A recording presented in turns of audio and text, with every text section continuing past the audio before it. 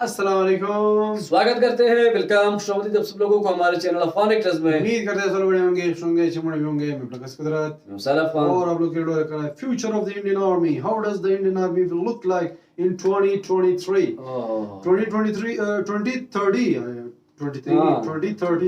2030 तक क्या किस तरह हो गया इंडियन आर्मी, उस पर वीडियो आई हुई है। फ्यूचर ऑफ इंडियन आर्मी का आवाज करेंगे, देखते हैं शायद कंपैरिजन वगैरह हुआ होगा या शायद अपनी जो न्यू जो डिफेंस सिस्टम वगैरह वेपन्स है उनको जो है शो किया होगा। वॉच करेंगे वीडियो को, वॉच करें इसमें हमारे चैनल मोटर को जरूर सब्सक्राइब कीजिए, साथ में जो बेल आइकन है उसे भी दबा लाइक दीजिए। जरूर करें। अगर मैं सोशल से फॉलो नहीं किया तो प्लीज फॉलो ऑन इंस्टाग्राम, आप लोग को लिंक डिस्क्रिप्शन में मिल जाएगा, आप लोग चेक कर सकते हैं। Let's start. ओके ये अच्छी स्टार्ट। वीडियो है, साथ में देखो हमारे सब्सक्राइब कीजिए डिफेंस स्क्वाड चैनल को और बेल आइकन को दबाइए जरूर लेटेस्ट दबाइए डिफेंस भाई, वीडियो जरूर। ये सबसे अच्छी पहले वीडियो देखने है। के लिए।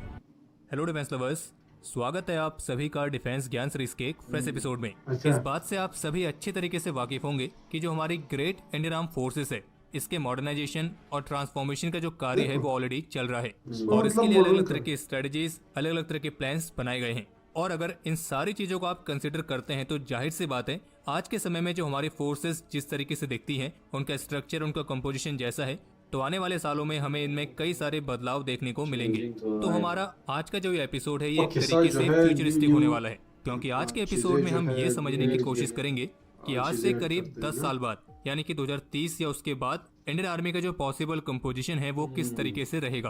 हालांकि इंडियन आर्मी की बेसिक डॉक्ट्रिन और जो उनकी भूमिका है वो बिल्कुल वैसी ही रहने वाली है जैसे कि आज के समय में है। हाँ, इसमें थोड़े बहुत आपको बदलाव देखने को मिल सकते हैं, लेकिन जो मुख्य भूमिका है यानी कि जो प्राइमरी रोल है वो वही रहेगा जो हमेशा से है। लेकिन अगर बात करें इंडियन आर्मी के स्ट्रक्चर की तो इसमें बदलाव देखने को मिलेंगे और जिस तरीके से मॉडर्नाइजेशन की प्रोसेस चल रही है वो इंडियन आर्मी की कैपेबिलिटीज में इजाफा करेगी और हम आर्मी की सर्विस में कई सारे एडवांस अपग्रेडेड वेपन्स, प्लेटफॉर्म्स, इन सभी को इंडक्ट होता हुआ देखेंगे। और इसके साथ साथ इंडियन आर्मी द्वारा इस्तेमाल किए जाने वाले टेक्नोलॉजीज में भी काफी महत्वपूर्ण सुधार देखने को मिलेंगे। तो चलिए इन सभी बदलावों के बारे में थोड़ा डिटेल में जानते हैं। So without wasting any time let's begin. Let's begin.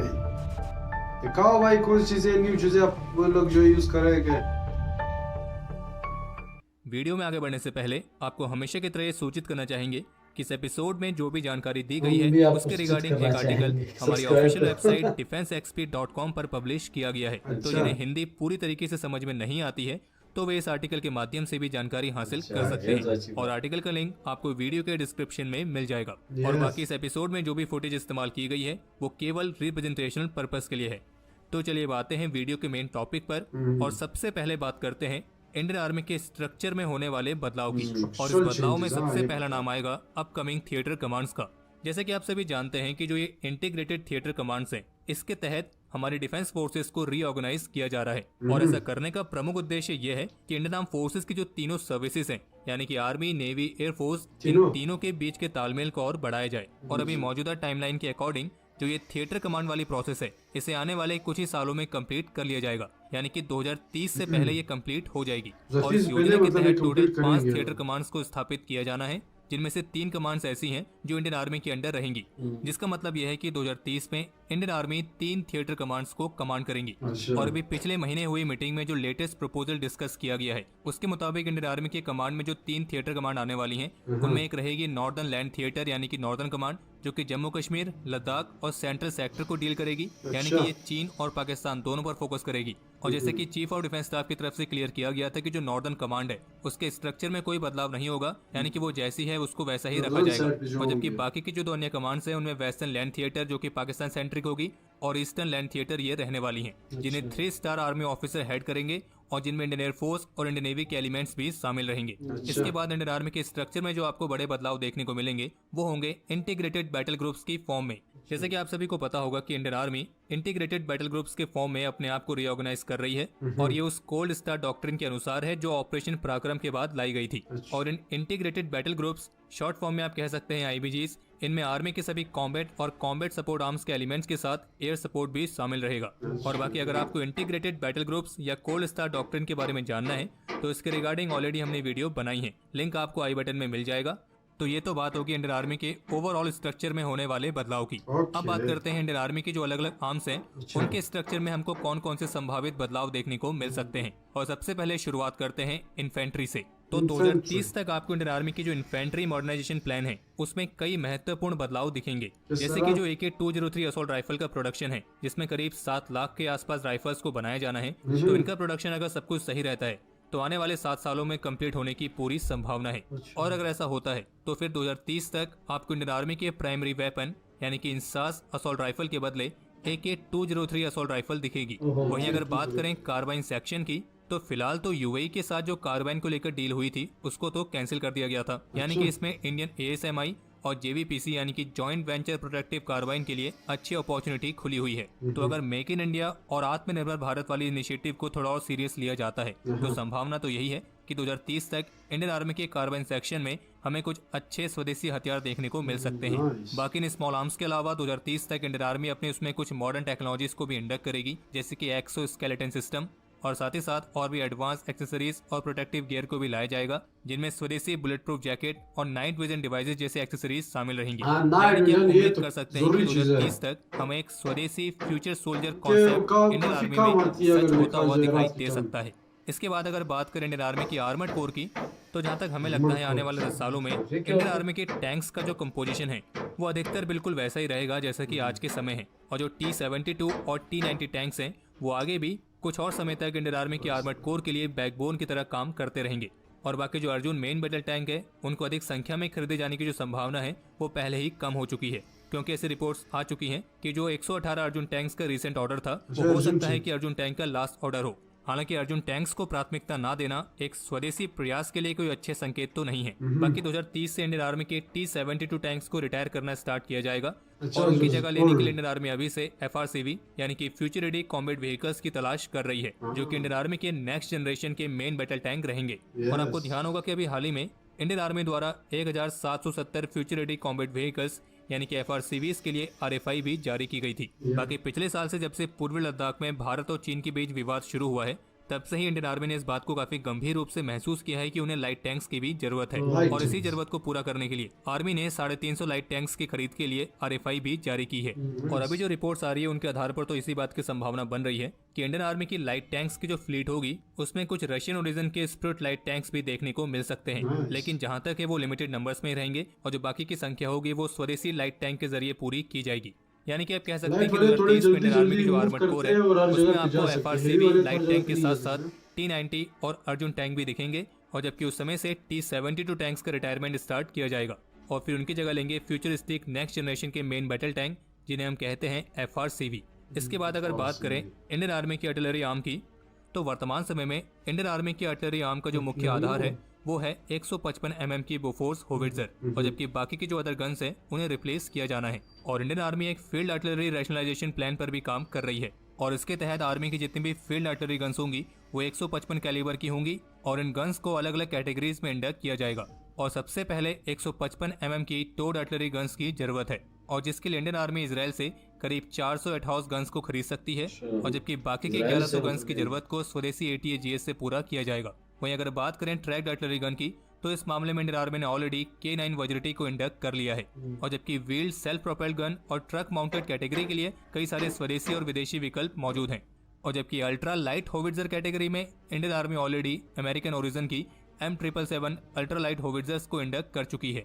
यानी कि आप कह सकते हैं कि 2030 तक इंडियन आर्मी की जो आर्टिलरी आर्म है इसके फील्ड आर्टिलरी वाली कैटेगरी में आपको मुख्य बदलाव देखने को मिल सकते हैं, लेकिन इस कैटेगरी में इंडक्शन को तेज किए जाने की फिलहाल अभी काफी जरूरत है। और बाकी इसके अलावा इस आर्टिलरी वाली आर्म में मल्टी बैरल रॉकेट लॉन्चर्स भी शामिल होंगे, और जिसके तहत जो पिनाका 1 है उसे पिनाका MK1A से रिप्लेस किया जाएगा, और जबकि पिनाका रॉकेट का गाइडेड वर्जन भी तैयार किया जा रहा है जो कि 2030 तक इंडियन आर्मी की सर्विस में इंडक्ट होने की उम्मीद है। इसके बाद अगर बात करें इंडियन आर्मी की मैकेनाइज्ड इन्फेंट्री की, तो अभी वर्तमान समय में इन्फेंट्री कॉम्बैट व्हीकल के तौर पर जो इंडियन आर्मी है वो रशियन ओरिजिन के BMP-2 को मुख्य रूप से इस्तेमाल करती है, और जबकि अभी कुछ ही समय पहले इंडियन आर्मी द्वारा 1750 फ्यूचर इन्फेंट्री कॉम्बैट व्हीकल्स यानी कि FICVs के लिए RFI भी जारी की गई है, जो कि पुराने हो रहे रशियन ओरिजिन के इन BMP-2 को ही रिप्लेस करेंगी।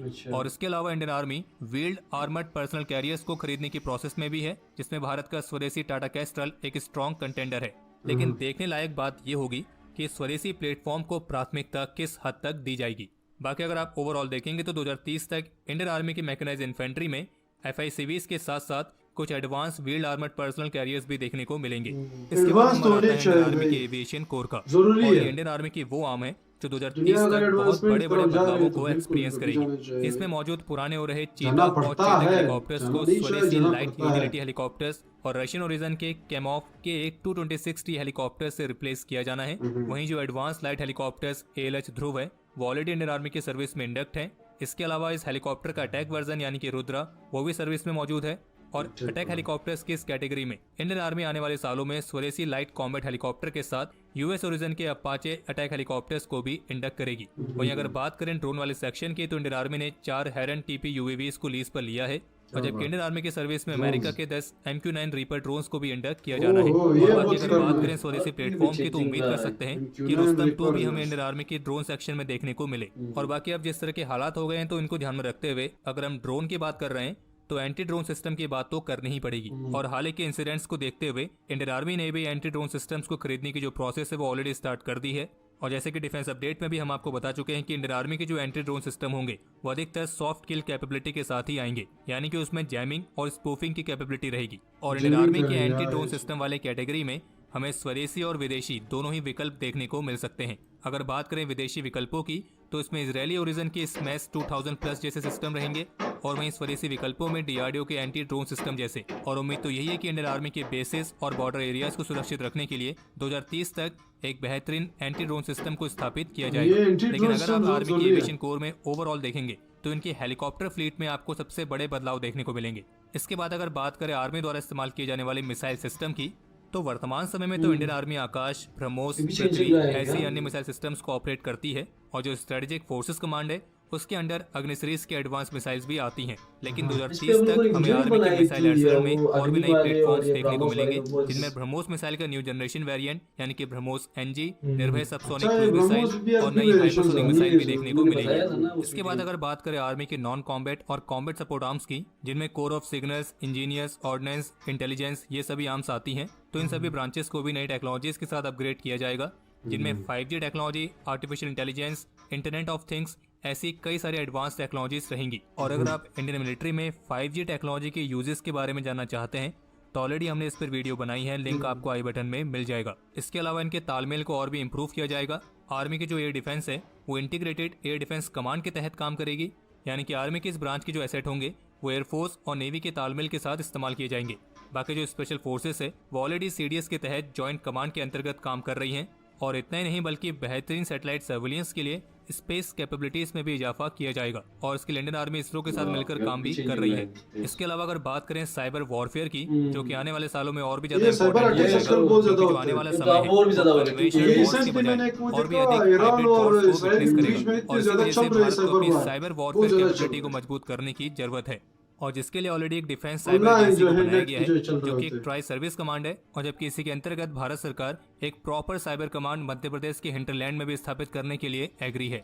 और इसके आधार पर कह सकते हैं कि 2030 तक इंडियन आर्मी के पास डिफेंसिव और ऑफेंसिव दोनों ही तरह की साइबर कैपेबिलिटी रहेगी। तो अब इसके ओवरऑल कंक्लूजन पर जाने से पहले अगर आपको यहाँ तक वीडियो पसंद आई है तो वीडियो को लाइक जरूर कर दें, और अगर आपने वीडियो को लाइक कर दिया है तो आगे बढ़ते हैं। और इन सभी के आधार पर हम कह सकते हैं कि इंडियन आर्मी में जो theatre command, integrated battle group, इन सभी के फॉर्म में स्ट्रक्चरल बदलाव आएंगे, वो निश्चित रूप से आर्मी की कैपेबिलिटी को काफी हद तक इम्प्रूव करेंगे। और जो नए नए खतरे भविष्य में उभर कर आने वाले हैं उनको काउंटर करने में इंडियन आर्मी को मदद मिलेगी, क्योंकि ये जो बदलाव किए जा रहे हैं ये खास तौर पर मॉडर्न वॉरफेयर और उसके ऑब्जेक्टिव्स को ध्यान में रखकर ही किए जा रहे हैं। यानी कि कह सकते हैं कि 2030 तक इंडियन आर्मी के स्ट्रक्चर में जो बदलाव होंगे वो निश्चित रूप से समय की जरूरत के हिसाब से होंगे। और इंडियन आर्मी के मॉडर्नाइजेशन में पुराने प्लेटफॉर्म को बदला जा रहा है, फ्यूचरिस्टिक प्लेटफॉर्म को इंडक्ट करने की तैयारी चल रही है, और कह सकते हैं कि इस तरीके से इंडियन आर्मी फ्यूचर वॉर्स के लिए अपने आप को तैयार कर रही है। हालांकि इन सभी चीज़ों को पॉसिबल करने के लिए बेहद ही जरूरी है कि जो पहले से हमारी इंडक्शन प्रोसेस बहुत स्लो रेट में होती आई है उसको रिप्लेस करके एक स्पीडी प्रोसीजर और जॉइंट एफर्ट को सामने लाया जाए। बाकी हमारे आज के इस एपिसोड के लिए इतना ही। उम्मीद है आपको एपिसोड पसंद आया होगा। अगर पसंद आया तो वीडियो को तो लाइक जरूर करें, लेकिन साथ ही साथ इसे ज्यादा से ज्यादा शेयर करें। बाकी आपका कोई भी सुझाव हो, कोई भी सवाल हो, कमेंट सेक्शन ओपन है। और अगर किसी ने चैनल को सब्सक्राइब नहीं किया है तो चैनल को भी सब्सक्राइब वो कर भी लें। कर ले भाई। सो ये थी तो ये थी वीडियो जो कि ऐसी वीडियो देखने पढ़ने चाहिए, मतलब देखना चाहिए बंदे को कि कौन से न्यू चेंजेस आ रहे हैं, चेंजिंग क्या होगा या फ्यूचर में जो है क्या क्या होना चाहिए ना। हर कंट्री, हर बंदा जो चेंजिंग लाता है अपने वक्त के साथ, तो कंट्री भी ऐसा ही अच्छा वो तो सही है। बाकी मैं अगर आपको एक बात बताऊं, ये अभी रिसेंट जो वार चल रही यूक्रेन और रशिया के बीच और पाकिस्तान और इजराइल के बीच और लेबनान के बीच में, ये इनको देखकर जो है बहुत सारी कंट्रीज में जो है अपनी आइडियाज सीखने को मिला। अभी अगर आपको पता हो कि जो मिसाइल्स वगैरह है इनकी इतनी जरूरत नहीं पड़ती है जितने ड्रोन्स की पड़ रही है। अभी रिसेंटली साइबर वार वो तो अलग है, वो तो ऑनलाइन जो चल रहा था। ये ड्रोन्स वगैरह का जो इतना काम है कि कल जो है बहुत बड़ा जो है यूक्रेन ने भी रशिया पे एक बहुत ड्रोन से जो है हमला किया हुआ था और रशिया ने भी बहुत जगहों को मारा हुआ था ड्रोन से। तो मेन जो वार आजकल चल रही होती है वो सारा ड्रोन का चल रहा है। तो यहाँ पे अगर आपने देखा हो, इंडिया ने जो है भी इसके लिए एक मैकेनिज्म तैयार किया हुआ है कि एंटी ड्रोन सिस्टम ये लोग बना रहे हैं, जिसके थ्रू जो ड्रोन्स आ रहे होते हैं वो एकदम उसका सिग्नल जैम हो जाता है, वो गिर जाते हैं खुद ही। तो ये उन्होंने जो है यहाँ पे जो है शो किया होता है कि यार वेपन जो है इसमें चेंजिंग लाना होता है, वक्त की जो है जरूरत होती है ना, वो एडवांसमेंट। तो ये मॉडर्न वार जो है, मॉडर्न वार इस तरह होंगे कि इस तरह सामने सामने आर्मी वाले नहीं जाएंगे, सारा ऑटोमेटिक सिस्टम होगा, मशीनरीज यूज होंगे, ड्रोन्स होंगे, जेट्स होंगे, बस यही चल रहा है। मुझे तो ये लगता है कि वो एक मूवी में एक डायलॉग तो शायद वैसा होगा नहीं होगा, लेकिन मतलब फ्यूचर में जो है वो क्या कहते हैं यार, रोबोट बनाकर उससे ही वार लड़ाई जाएगी। वही तो बात है। ये चीजें जो है इंटेलिजेंस जो कहते हैं वही सब कुछ चल रहा है। अभी आजकल इस तरह फर्क नहीं है कि लोग पहले जो है बस सामने सामने जाते थे, तलवार उठाए हुए थे। आजकल वो नहीं चल रहा है। वक्त जो है वक्त के साथ जो है सब कुछ बदल रहा है, सब कुछ इवॉल्व होता जा रहा है। बस सारा ऑटोमेटिक सिस्टम होगा, बंदा रूम में बैठ कर जो है फाइट कर रहा होगा, और इसी तरह चल भी रहा है और आजकल हो भी रहा है। रशिया और यूक्रेन की आप लोग देखो, सारे ड्रोन ही चल रहे होते हैं, ड्रोन में ही बॉम्ब फिट होते हैं। ये इजराइल को इतनी मिसाइल, लेकिन वो सारा उसको जो है डिफेंस सिस्टम्स है। तो ये कामिकाज़ी ड्रोन के बारे में है, जिस तरह वो ईरान ने बनाए हुए कामिकाज़ी ड्रोन बहुत खतरनाक है वो, और बहुत ज्यादा काफी एडवांस भी है। तो इस तरह आजकल जो है, जिस तरह इन्होंने कहा कि हम ब्राह्मोस वगैरह में जो चेंजिंग ला रहे हैं, एक वीडियो हमने बहुत पहले बनाई थी, उसमें उन्होंने कहा था कि तो बिल्कुल अभी वर्जन आएंगे, क्योंकि अभी अगर उन्होंने जो ब्राह्मोस बनाया हुआ वो आजकल की जो सिचुएशन है उसको उन्होंने जो है माइंड में रख के बनाया हुआ है।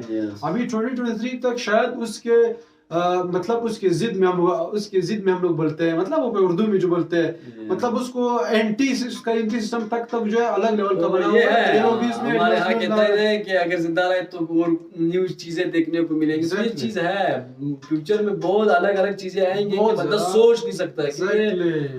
IT इतने आगे जा रही है कि बंदा सोच नहीं सकता। और आपको ऐसी चीजें दिखा देते हैं कि वो कल वो मैं एक चीज जो यहाँ पे करूंगा, क्या कहते हैं, ऐड करूंगा, वो जो एलन मस्क का जो मिसाइल है, नहीं सॉरी ना, वो मोबाइल नहीं, वो तो नहीं बना रहा है, वो सिर्फ ऐसे ही न्यूज़ है। मैं हैरान है कि यार ये किस, मतलब ऐसी चीज शायद होंगे ये चीजें देख मैं हैरान है कि यार ये मॉडर्न वर्क जो है सारा AI होगा, आर्टिफिशियल इंटेलिजेंस। कोई इस तरह सीन, ये न्यूक्लियर बोल रहे होते हैं, न्यूक्लियर कोई भी यूज नहीं होने वाला। सारा जो है बस ये आर्टिफिशियल इंटेलिजेंस के थ्रू ऑटोमेटिक सिस्टम सारा चलता होगा। भाई कंट्री को फ्रीज किस तरह करते हैं, साइबर जो अटैक्स हो रहे थे, इसी के थ्रू पूरी कंट्री फ्रीज हो सकती है। अभी अगर आप लोगों ने रिसेंट में देखा होगा, लेबनान में जो पेजर्स सारे फट गए, मोबाइल्स थे उनके जो पेजर्स बोलते हैं वो सारे फट गए। इसराइल ने इतना बड़ा काम किया। तो इस तरह वक्त में जो है कमिंग टाइम में इस तरह तो बहुत सारे इस तरह के काम होंगे। भाई मोबाइल आपके हाथ जेब में पड़ा होगा या भाई वो बम ब्लास्ट अजीब है। तो ये है, इसमें कोई शक नहीं है। तो इंडिया ने भी बहुत ही अच्छा काम किया हुआ है, इसी तरह ही करना चाहिए, एडवांसमेंट की तरफ जाना चाहिए। अभी जिस तरह उन्होंने आर्मर्ड व्हीकल्स हुए, इसी तरह हेलीकॉप्टर्स हुए, उसमें अपाचे के बारे में बात की कि जो अमेरिकन मेड उसको ऐड कर रहा है, रशियन मेड को ऐड कर रहा है। इस तरह गन्स की बात की गई, गन्स भी एलोगेट कर रहे हैं, न्यू गन्स जो है AK पता नहीं क्या जो है, वो मेरे ख्याल से AK-47 का न्यू वेरिएशन है, वो ऐड कर रहा है, होने भी चाहिए। तो ये बहुत ही अच्छी बात है। और वक्त के साथ जो है चेंज होना पड़ता है। मैंने पहले भी बोला, वक्त के साथ आपको चेंज होना पड़ता है, जितना भी हो, जैसा भी हो। लेकिन आपको चेंज होना पड़ता है। दुश्मन की जो चाल होती है उसको काउंटर करने के लिए आपको अपने आप को बदलना पड़ता है। अगर आपको बदलोगे तो दुश्मन फिर आपकी तरफ देखेगा, चल सकते हो। हाँ, फिर वो आपको देख नहीं पाएगा ना। बात ये है, अगर आप खुद को बदलोगे और दुश्मन के पर नजर रखोगे कि वो क्या क्या स्ट्रेटेजीज अपना रहा है, तो उसी के अपोजिट आपको भी उसी तरह की चेंजेस लाने पड़ते हैं। बाकी ये वीडियो थी, आई होप सो लोगों को वीडियो पसंद आई होगी। अगर वीडियो पसंद आई प्लीज सब्सक्राइब मॉनिटर्स साथ में जो बेल आइकन है उसे भी दबा दीजिए। लाइक जो देख रहे हैं, तमता चैनल के सपोर्ट मिल रहा है। सो अभी के लिए इतना ही, अल्लाह हाफिज़, बाय बाय।